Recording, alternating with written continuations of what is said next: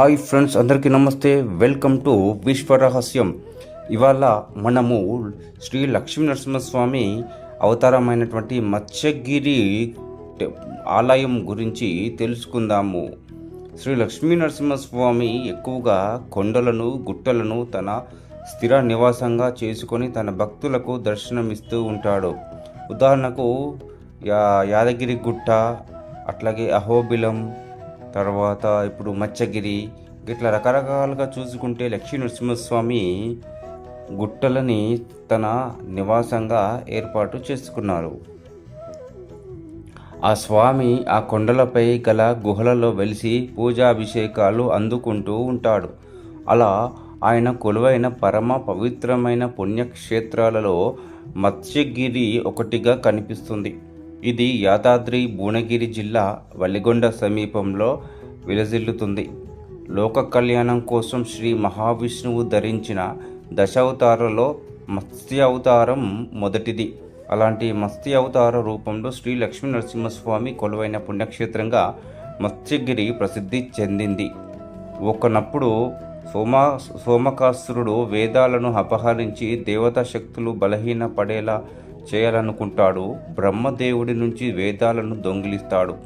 తన నుంచి తిరిగి వేదాలను తీసుకోవడానికి శ్రీ మహావిష్ణువు రంగంలోకి దిగాడని తెలిసి ఆయన కంటికి కనిపించకూడదనే ఉద్దేశంతో వేదరాశితో పాటు సముద్ర గర్భంలో దాక్కుంటాడు.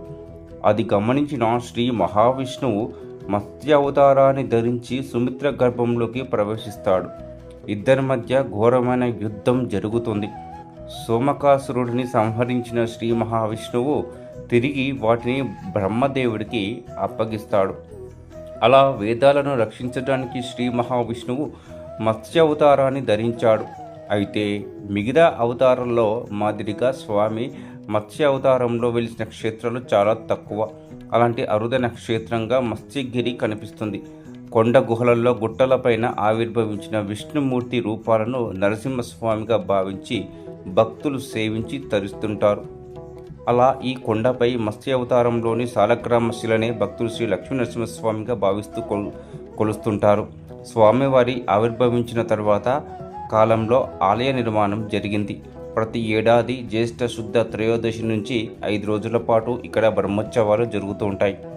ఇక్కడి కొండ మత్స్య అవతారంలో ఉండటం, ఆ కొండపై గల కోనేరులో చేపలు సహజమైన విష్ణునామాలు కలిగి ఉండటం విశేషం. నామాలు కలిగిన చేపలను మనం ఇక్కడ మాత్రమే చూడగలుగుతాం. ఇక కొండ పైభాగంలోకి ఒక శిల అచ్చు చేప ఆకారంలో ఉంటుంది. స్వామివారు మత్స్య అవతారంలో ప్రత్యక్షంగా ఇక్కడ కొలువై ఉన్నారనడానికి ఇవన్నీ ప్రత్యక్ష నిదర్శనాలని భక్తులు చెప్పుకుంటారు. హనుమంతుడు క్షేత్రపాలకుడిగా ఉన్న ఈ క్షేత్రాన్ని దర్శించుకోవడం వలన దుష్టశక్తుల పీడలు, దుష్టగ్రహ బాధలు తొలగిపోయి సకల శుభాలు కలుగుతాయి అనేది భక్తుల ప్రగాఢ విశ్వాసం. ఈ క్షేత్రానికి చేరుకోవడానికి బస్సు, రైలు మార్గాలు ఉన్నాయి. హైదరాబాద్ నుంచి 85 కిలోమీటర్ల దూరంలో ఉన్న ఈ క్షేత్రానికి వలిగండ మీదుగా చేరుకోవచ్చు. భువనగిరి 36 కిలోమీటర్లు, నల్గొండకి 55 కిలోమీటర్ల దూరంలో ఉన్న ఈ క్షేత్రానికి చేరుకోవడం తేలిక. ఘాట్ రోడ్డు ద్వారా కార్లలో, ఆటోల్లో కొండపైకి చేరుకోవచ్చు.